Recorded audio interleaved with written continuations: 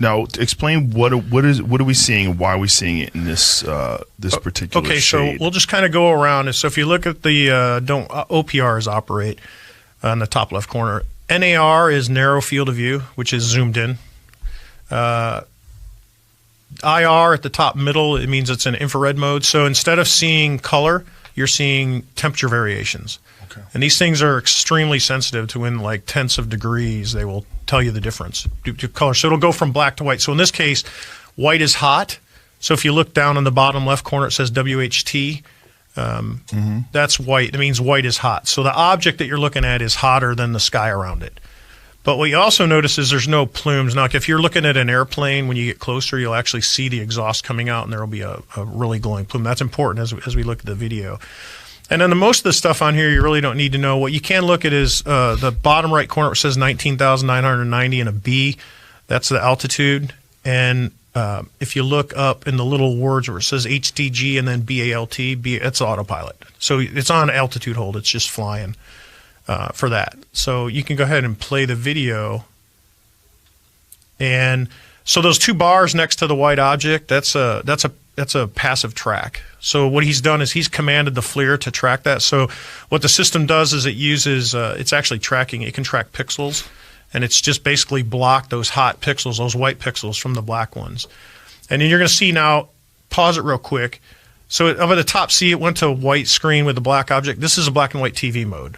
And if you look at the top, it says TV. So narrow in TV mode is actually, you can get closer than narrow in IR. It's literally, narrow in IR is about medium in TV mode. So you can get closer with the TV mode. So as you look at it now, in this case, you would actually start to see stuff going on. And even in TV mode, because you get exhaust, the black exhaust that comes out, you'll usually be able to see kind of some of that coming out of the back, and you don't see anything. This thing's just sitting there. And if you look at the top where it says 3 right, that's the pod is looking 3 degrees right of the nose of the airplane, right? So he's just flying along. The bottom numbers, don't worry, those are time. So it's 41:56. So go ahead and hit play. And what he's doing is Chad's going through all the different modes because he's like, oh, I got it. And he's going to try and see the best video that he can get. Now, there's rumors that this video is like 10 minutes long. No, what you're looking at is the entire video. Now, notice where it says 99.9. So hit pause real quick. What that means is while he's got the targeting pod, because that's his primary sensor right now, the radar is still trying to look at this object and trying to range it, and the radar can't get ranging on it.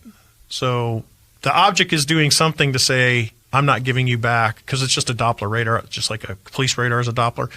It's trying to get a ranging on you, and it can't do it. So when it says 99.9, the radar cannot see this object right now. It's not allowing it to get ranging. And I think that's super important, Dave, the way he explained it to me. Active jamming compared to passive jamming. This is a technology that is actively jamming this system.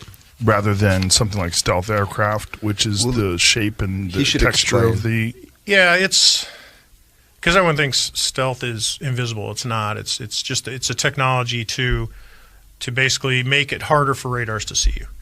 And that's the whole thing. If you look at, airplanes that are nose on are harder to see than airplanes at the sides. Kind of like, think of a barn door. If you're looking at the whole barn door, it's really easy to see. If I turn the barn door sideways where it's really thin, it's going to be a lot harder for you to see it. Got it. So that's the easiest, most basic way to look at this. So keep going. You can play again.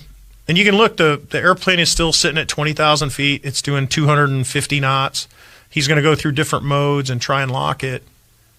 And it's just kind of sitting, and all of a sudden, as the video goes on, I think it's a minute and a half long. See, it's going to try and reacquire. It recenters the pod, so it's slowly drifting to the left. The Hornet is still going the same heading, just kind of hanging out, and they're just filming this thing. And then when they get close, it's going to zing off the left-hand side. When you see it on a full, because this, you think digital, you'd be able to get a 1-for-1 copy. Unlike, when you copy your album to a cassette, you lose a little quality. Well, you still do in digital world, and off it goes to the left. And that's pretty fast to leave that field of view. When we have big monitors that we look at these when they come back, so we're looking at the original tapes. So play the end of that again, please, Jamie. So when it's taking off, how fast, when it just sort of like leaves the field of view and takes off to the left, how fast is that going? I would say pretty fast. It's an estimate. If we had ranging, you could obviously do the triangle and go, hey, because we know how big the field of view is. But for something to leave the field of view that fast with the pod just staring is pretty fast. I mean, it's like out of here. Like nothing that we have? No, because we can't. I don't care what airplane is. So let's just use the F-22 Raptor. That's probably it's probably the best airplane in the world right now, performance-wise. It can't take off like that, especially if it's a hover. I mean, you're talking something that's just sitting in space in the wind, and then it just all of a sudden accelerates. Airplanes don't work that way. And it's not leaving any exhaust plume. No, notice there's none. And when you go back to the Jamie, IR at the end? Even in the IR, you don't. Yeah, see, there's IR zoomed in, and there's no. You would see a plume if that was an airplane. It's creepy how it takes off. Yeah. With active jamming, it's intelligently controlled. There's no rotors, there's no plumes, there's no exhaust, there's no tail fin, there's no tail number. This thing goes from a standstill, takes off. It's a propulsion system we don't have in our inventory, and no other nation does.